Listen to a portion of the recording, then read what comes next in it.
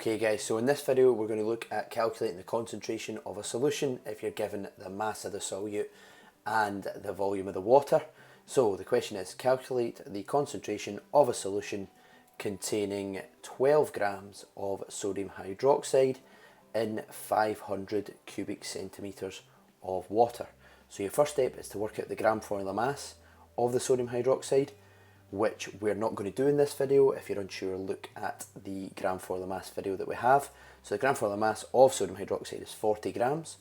We're then going to work out the number of moles using N equals M over GFM, where the mass is 12 grams. The gram formula mass is 40 grams. I put that into our calculator and that comes out at 0.3 moles.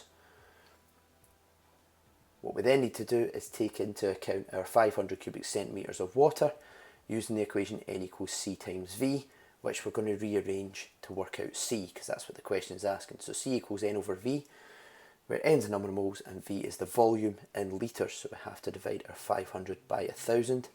So therefore it's 0.3 divided by 0.5, which we then put into our calculator, and comes out at 0.6, and we know that concentration is measured in moles per litre.